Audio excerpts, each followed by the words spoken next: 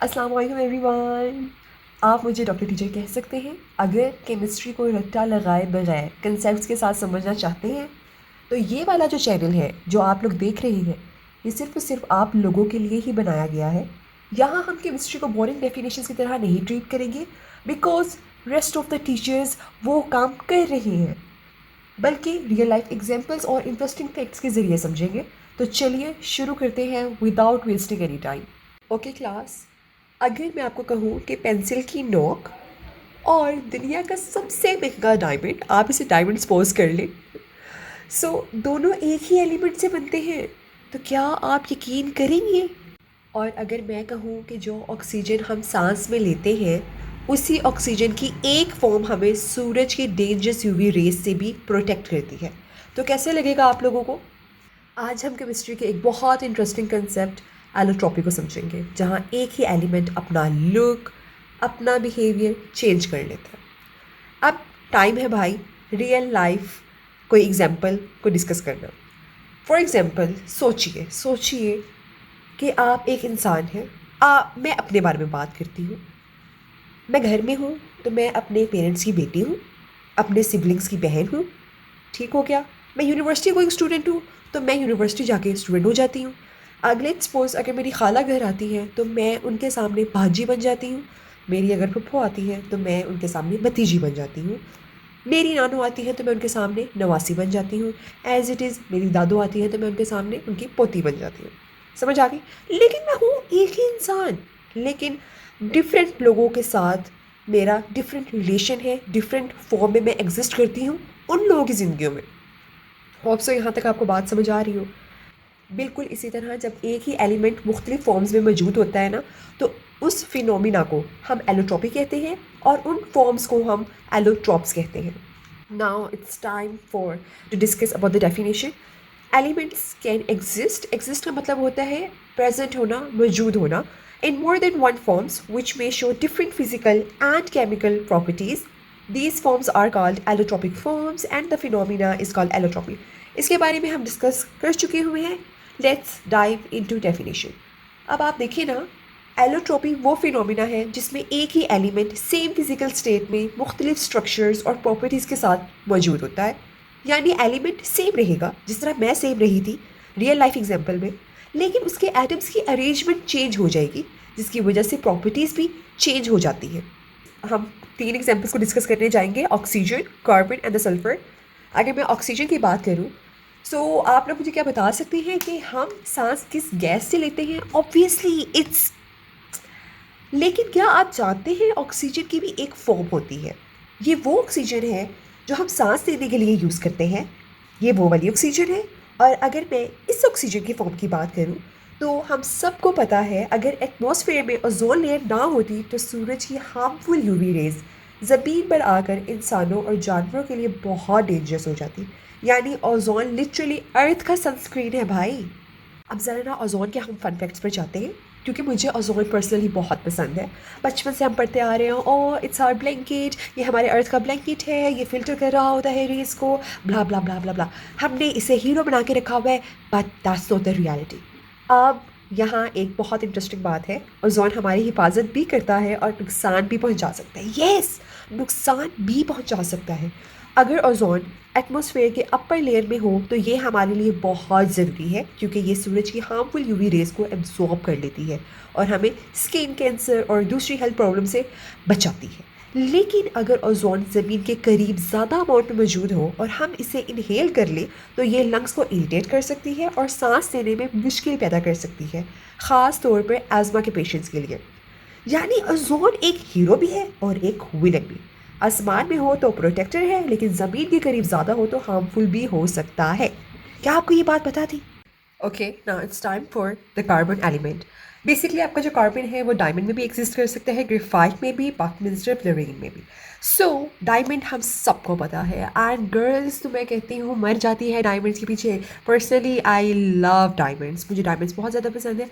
Even though gold से भी ज़्यादा मुझे डायमंड पसंद है। अगर आपने कभी डायमंड देखा हो तो डायमंड एक बहुत सॉलिड स्ट्रक्चर है। ये हम इसे ऐसे ही नहीं लाइक क्रश कर सकते हैं, वी यूज़ हैमर से इसे क्रश करें। नो, आपको पता है फन फैक्ट क्या है? हीरे के ऊपर अगर हमें स्क्रैच डलवाना है, उसे हमने थोड़ा बहुत डैमेज करना है, so we have to use the diamond. मतलब हमने सुना है लोहे लोहे को काटता है, यहाँ डायमंड डायमंड को काटेगा, because diamond is the strongest like hard natural substance. Okay, और अगर आपसे कोई पूछे एक सवाल, दुनिया का सबसे हार्ड नेचुरल सब्सटेंस कौन सा है, सो इट इज़ ऑब्वियस कि ये है। Now it's time for graphite. Basically आप लोगों के हाथों में पेन नहीं होगा तो पेंसिल तो होगी ना, ऐसे तो नहीं बैठे होगे नोट्स बना रहे होगे, मेरी बातों को नोट कर रहे होगे, तो आप लेड पेंसिल यूज़ कर रहे होगे।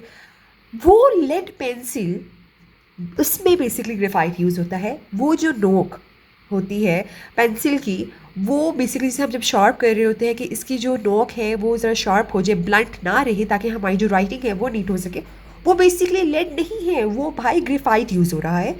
लेड पहले ज़माने में यूज़ होता था नो डाउट, लेकिन लेड भाई आपको उसके वो इतना हार्मफुल एलिमेंट है कि वो आपको स्किन कैंसर कॉज कर सकता है, लेड पॉइजनिंग हो सकती है। तो उस जो हमारे जो हमें वो लाइक एक वो रेड जोन है, वो एक रेड फ्लैग है लेड, तो जिसकी वजह से हमने ग्रेफाइट यूज़ किया, क्योंकि ग्रेफाइट भी लेड की तरह ही प्रॉपर्टी समहाउ वो शो कर रहा था। सो उन लोग केमिस्ट ने बोला कि why not to use the graphite, क्योंकि ग्रेफाइट आप नॉर्मल रूटीन में यूज़ कर सकते हो without any harm effects. So मैं अब आपके सामने शॉप करने जा रही हूँ अपनी pencil. Okay, now let's see, are you looking at these black black flakes? मैं इसके बारे में बात कर रही हूँ। ये ब्लैक ब्लैक फ्लेक्स क्यों आए, क्या रीज़न बनी इसकी? बेसिकली हमारा जो ग्रेफाइट है वो लेयर्स में अरेंज्ड है, मतलब इसके जो एटम्स हैं वो खुद को लेयर्स में अरेंज करते हैं, और जब लेयर्स में अरेंज करते हैं और हम इसे शॉर्ट करते हैं तो वो फ्लेकी है। देखिए आप, देखिए जो ब्लैकिश एरिया मेरा बन चुका हुआ है। तो अब क्योंकि उसके जो एटम्स हैं वो लेयर्स में अरेंज्ड है, जिसकी वजह से मुझे फ्लेकीनेस शो है। अब मज़े की बात यहाँ ये है, कार्बन ही है डायमंड में भी, ग्रेफाइट में भी। डायमंड के लिए तो आपको डायमंड ही चाहिए उसे काटने के लिए, लाइक उसे शार्प करने के लिए, उसे स्ट्रक्चर लाइक फॉर्म में बनाने के लिए, क्योंकि डायमंड्स डिफरेंट शेप्स में अवेलेबल है। ओके, उसे डैमेज करने के लिए we have to use the diamond. But आपकी जो पेंसिल है उसमें भी कार्बन ही है ग्रेफाइट के फॉर्म में, तो वो इतना सॉफ्ट क्यों है? ये एक बहुत मज़े का क्वेश्चन है, क्योंकि ग्रेफाइट में कार्बन एटम्स की जो लेयर्स की शक्ल में अरेंज्ड होते हैं और ये लेयर्स आसानी से स्लाइड कर जाते हैं। अब एक बहुत इंपॉर्टेंट क्वेश्चन हम सब के माइंड में आएगा। ओके, लाइक डायमंड में भी कार्बन है, ग्रेफाइट में भी कार्बन है, लेकिन आपने जब पेंसिल शॉप की वो तो इजीली गिर रहा था, है ना? वो मेरे सिर के यहाँ इस एरिया पे गिरा, उसके फ्लेक्स गिरे, कभी आपकी कॉपीज़ पे गिर रहे होते हैं, ऐसे हो रहा होता है। तो इस तरह क्यों एक कार्बन की दो फॉर्म्स एक दूसरे से इस कदर मुख्तलिफ, एक बिल्कुल hard natural substance of the world बन रहा है और एक इतना टोटली सॉफ्ट बन रहा है? अब बात आ जाती है इनके एटम्स की अरेंजमेंट के हवाले से, क्योंकि ग्रेफाइट में कार्बन एटम्स लेयर्स की शक्ल में अरेंज्ड होते हैं और ये लेयर्स आसानी से स्लाइड कर जाते हैं। पेंसिल से लिखते वक्त असल में ग्रेफाइट की छोटी छोटी लेयर्स पेपर पर जब ट्रांसफ़र हो रही होती हैं तो वो क्यों हो रही है? Because of the layers are slipping, वो स्लिप हो रही हैं आपकी लेयर्स। यानी आप हर रोज़ कार्बन से लिखते हैं भाई साहब, फिर भी केमिस्ट्री नहीं समझ आ रही, और आप इस कार्बन से किसी को डैमेज भी कर सकते हैं ड्यूरिंग वाइल पॉकिंग समवन। खैर, अब हम बात करते हैं बकमिंस्टर फ्लोरीन की, जो कि बेसिकली आपकी किताब के अंदर कुछ इस तरह भी लिखा हुआ है इसके आगे से, ये ऐसे लिखा हुआ है ना C60। बेसिकली ये 60 रिप्रेजेंट कर रहा है कि बकमिंस्टर फ्लोरीन के अंदर बेसिकली 60 एटम्स होते हैं और ये एक बहुत ही यूनिक स्ट्रक्चर लेके बैठता है। क्यों क्यों क्योंकि बकमिंस्टर फ्लोरीन 16 कार्बन एटम से मिलकर बनता है। इसका शेप फुटबॉल जैसा होता है, इसीलिए इसे कभी कभी बकी बॉल भी कहा जाता है। कितने मज़े की बात है ना, मतलब ये वाला कार्बन फुटबॉल की फॉर्म में, सो ब्यूटीफुल। मतलब कार्बन में कितनी डाइवर्सिटी हमें देखने को मिल रही है। अगर सल्फर की हम बात करें कि उसके एलोट्रॉपिक फॉर्म्स कौन कौन से हो सकते हैं, तो वो एक रोम्बिक है और एक मोनोक्लाइन है। जो रोम्बिक है वो ज़्यादा स्टेबल होता है देन मोनोक्लाइन के।